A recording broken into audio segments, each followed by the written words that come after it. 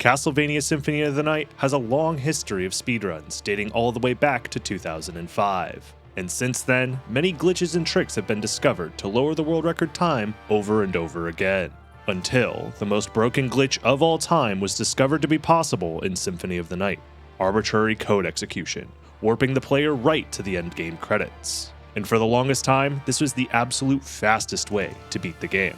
That is, until very recently, as competition for a very niche category started to heat up: Alucard Any Percent on the Sega Saturn version. And with the new competition, we now have new strategies that have led to mind-boggling fast speedruns that can now finally rival the Broken Ace run. The only catch is, 99% of all runs will fail. But before I get too ahead of myself, let's start from the beginning of the run and explain exactly how this new exciting speedrun is able to compete with the most broken glitch of all time. Today, we're going to be looking at the Sega Saturn version of Symphony of the Night. Well, to start, this is an any percent run for Alucard, so of course, I'm going to be starting the game as Maria. So after a little bit of loading and this intro cutscene here, I'm going to be gaining control of Maria. Maria's an interesting character. She gets to mostly get around by sliding and doing these dash kicks. Yeah, Maria has very powerful movement options like uppercuts, these dash kicks. She's very powerful. She also has access to very powerful spells and really good stats. But you know what I just realized? This is an Alucard speedrun. I'm going to go ahead and just, save this run for later. Yeah, I completely forgot. I'm supposed to be playing as Alucard this time. Oops. I loaded the wrong save. Hold on.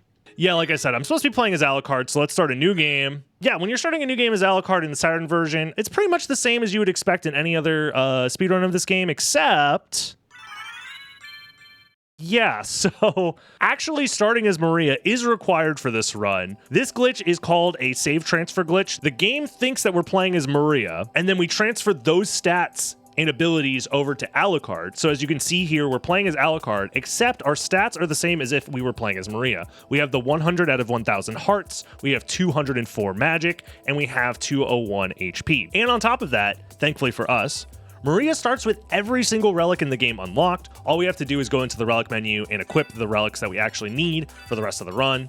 In summary, the save transfer glitch happens by starting a new game as Maria, saving the game, then attempting to load that save, then immediately performing a software reset, then starting a new game again as Alucard. But because the game just tried to load the Maria file and was interrupted, it instead transfers Maria's stats and items to the new Alucard playthrough, and for whatever reason spawns Alucard out of bounds right here. So from here, now that we have all of the movement options unlocked, we're going to be doing a quick out of bounds little warp here. This lets us touch the load zone from out of bounds, which will let us enter the alchemy lab quicker than normal. Now that Alucard has all of the movement options unlocked from the start, we can actually take a very similar route that Maria or Richter would normally take in an any percent speedrun.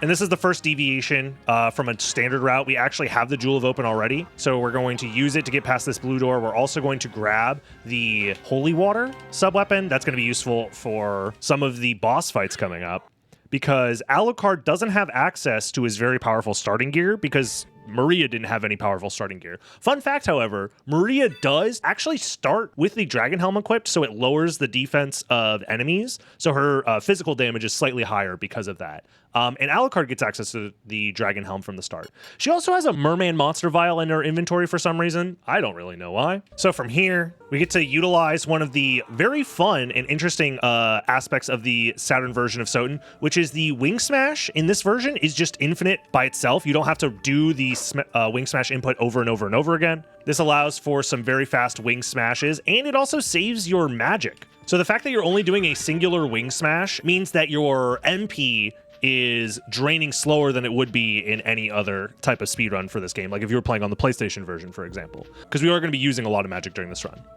So this is the first boss fight of the run. It's going to be versus Hippogriff. This boss fight's really interesting. We're going to be utilizing sub-weapons and spells, as well as punching, to just do as much damage as quickly as possible here. Hippogriff is the first boss fight of the run, and speedrunners will opt to run into the room, jump towards the boss, and start throwing holy waters. Then, they punch the bird a few times while holding up, so they are passively charging the Tetra Spirit spell. This spell spawns 5 spirits that track the boss and do damage while he's flying around. Then runners will throw more holy water and punches to defeat the boss and move on past the chapel into the castle keep.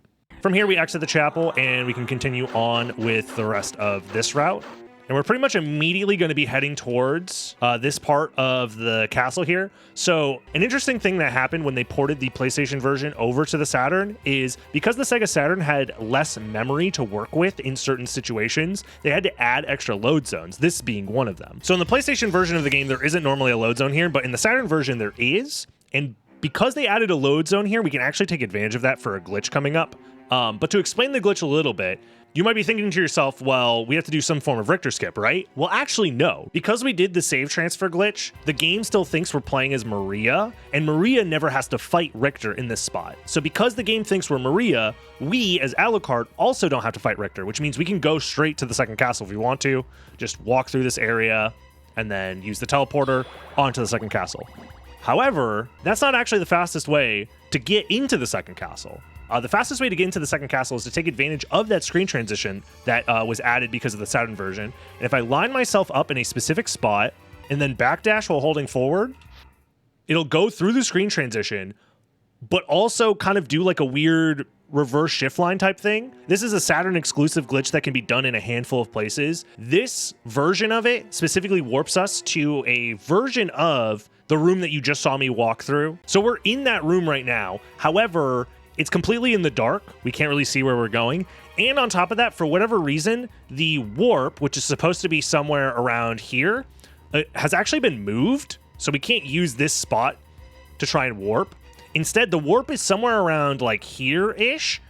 And on top of that, it is in a pixel perfect position. So you have to be standing still in a single pixel, and then you have to press up in order to actually warp. Thankfully for us, there is a setup we can do, which will get us into the pixel every single time. Otherwise, you just kind of have to like run around in the dark to try and find that exact pixel to warp into the second castle. But not only does it warp us into the second castle, it warps us into this room in the second castle, which is a little bit farther into this, the castle keep than if we just took the normal warp. And on top of that, not only does it get us like farther into the second castle, it actually pushes us out of bounds once we go through this glitched screen transition, which is really nice because it skips a couple extra rooms on top of that. So altogether, this saves probably like 20-ish seconds compared to just going through the rooms normally. And now we are here in the inverted chapel, and this is where 99% of runs will die. There are 3 different routes that are technically possible right now. The old route, which I'll showcase real quick. So this is the old route. Essentially, this is my personal best using this route, where the idea is you are going to go straight into the fight with Medusa, and you're going to utilize holy water and punches to kill Medusa as quickly as you can. And then after killing Medusa, you would fly over to this spot to grab the mana prism, and then you're going to use that mana prism to refill your MP.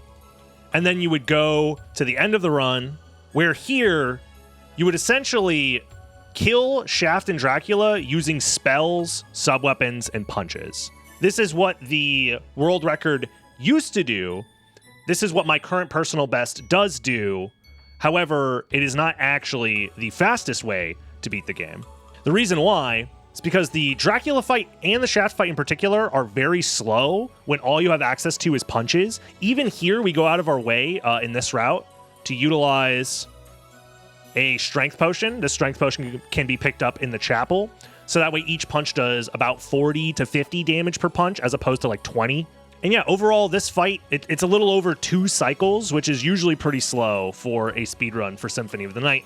However, we don't really have access to really powerful gear like Alucard Sword, Alucard Shield, Duplicator. Stuff like that isn't really available, because if you go out of your way to try and get that stuff, it ends up being slower than just killing Shaft and Dracula with punches and spells. However, there is a second route that has been known about for a while that is showcased here, which is the TAS route. They do a different route through the chapel where they RNG manip using frame perfect inputs that can get the desired outcome, which in this case is getting a random drop, this drop right here, which is the Masamune Katana. So they essentially are able to 100% consistently get this Masamune Katana, which is incredibly quick to get. All it requires is killing 1 Black Panther. You equip the Masamune Katana from there, and then, well, the Masamune is able to do this,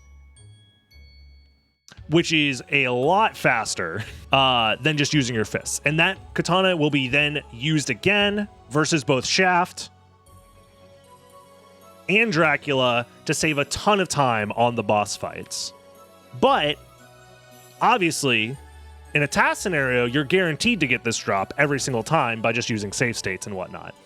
Well, nobody would be crazy enough to, try and get that drop in a real-time run, because if we look at the odds of getting a Masamune drop with your base luck, it's only a 1 in 588. However, your luck is a little bit higher by the time you get to this point in the run.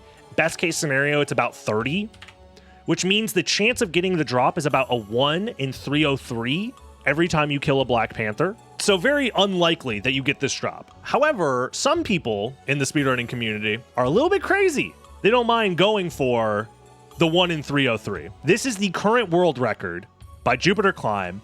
And in that run, Jupiter intentionally kills Black Panthers with the express goal to get the Masamune drop. And in this run, Jupiter gets the drop. Now, there are about 7 total Black Panthers that you could choose to kill in the chapel. It means that your odds are a little bit better than 1 out of 303. It turns it into a 7 out of 303, which turns out to be about a 2% chance. At best, it's usually lower than 2%, closer to 1% chance per run that you get the Masamune drop. And in this scenario, Jupiter was able to get the drop. And from here, Jupiter then finishes out the run, utilizing the drop to save a ton of time, getting a quick shaft fight, and just utilizing the special attack over and over again to kill Dracula. And by doing so, beats the world record by over 40 seconds. So a lot of time save made by this one drop. But that's not the only option. Recently, one of Symphony of the Night's premier scientists, Sestrin, was looking into how the RNG for the Sega Saturn version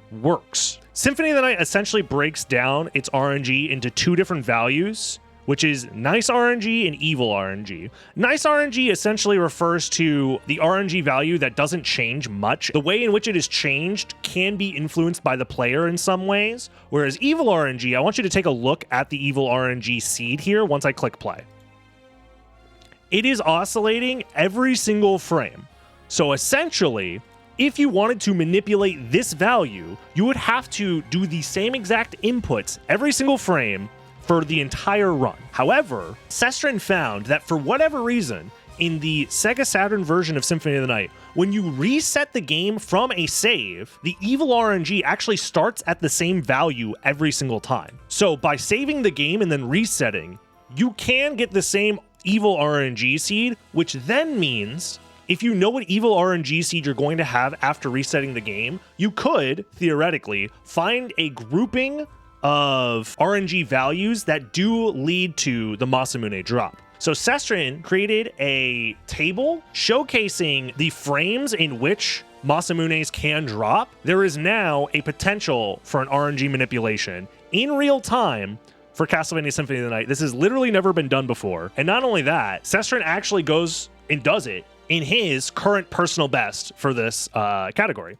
The only downside to using the RNG manipulation, this is it right here, by the way, guaranteeing the drop right there. The only reason that this route won't become the standard, unfortunately, is because in my testing, the time it takes to save the game and then restart costs 40 seconds.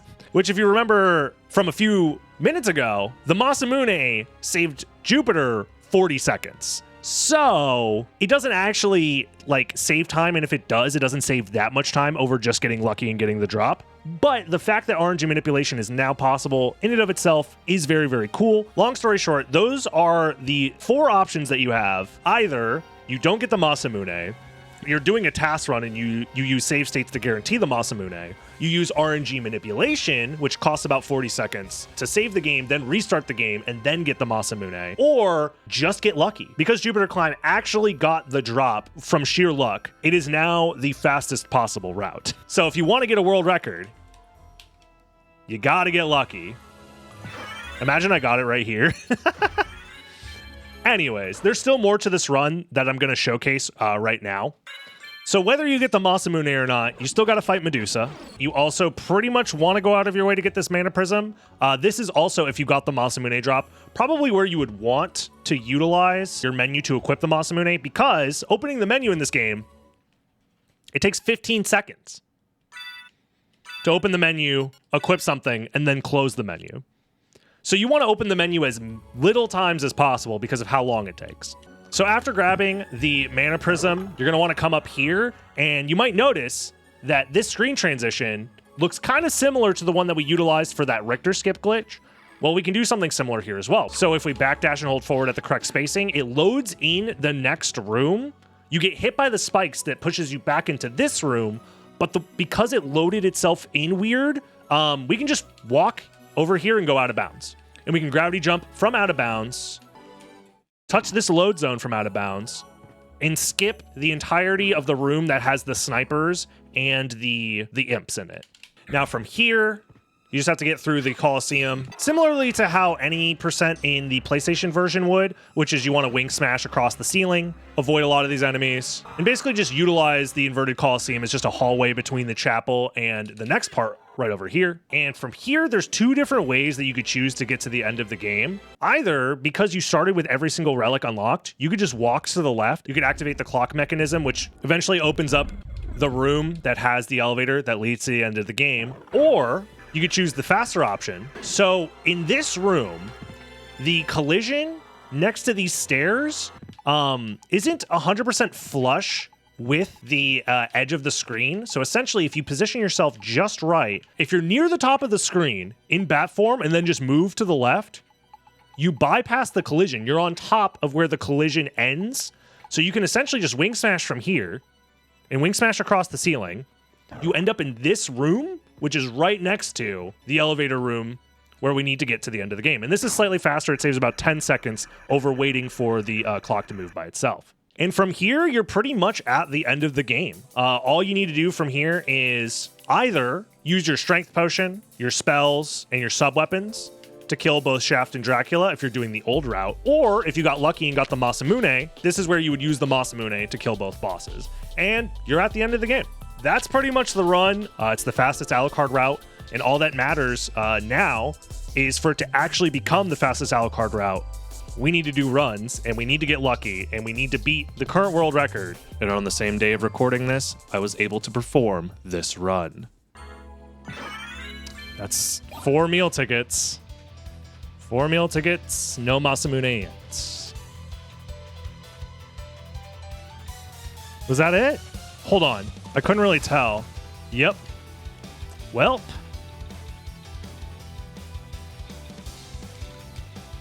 All right. Suddenly my heart is pounding. What time are we looking for? World record's 9:05, but the fastest run ever would be 8:52 or faster.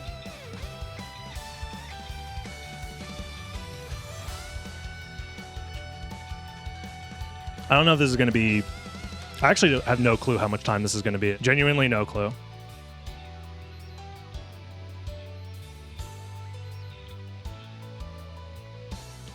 Uh-oh.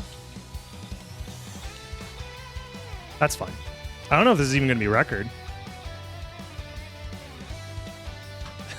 All right. World record, but not sub 9. Damn it. Close. But it's world record. Ugh. Close to sub 9. Oh, man. There's still potential. I'm not going to be done doing runs of this yet now that I have record, because it's definitely beatable.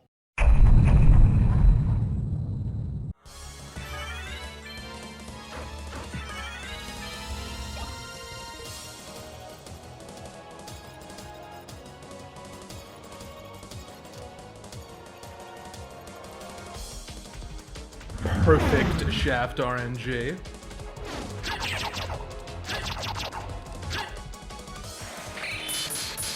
That is an unbelievable improvement. I'm so happy. This is the fastest that an Alucard category has ever been completed. Not just on Saturn, but on any console. Let's go. The very next day, after achieving my world record, Jupiter Climb was back and was able to get an amazing run of 8 minutes and 30 seconds, breaking the world record and achieving the fastest ever completion of Symphony of the Night as Alucard. But this isn't where the story ends. I know the run can be even faster, so my goal is to continue grinding, hope for good luck and good execution so I can take back my world record. And if you want to watch me attempt to get this world record live, you could subscribe here and also follow my Twitch channel, where I plan to be attempting this run until I get a new world record. I also want to say thank you for watching, and a special thanks to my Patreon supporters who make videos like this possible. And a special thanks to Microb, Grave Cactus, Rinesguard1, Nanoseed Production Company, C, Barnabas DeGray, Lieutenant CYX, Minus X, Soma Jean, TJ Foster, Atomic Dracula, Suchioto, Kenneth, Chaosvania, Jokum Palm, and WJB.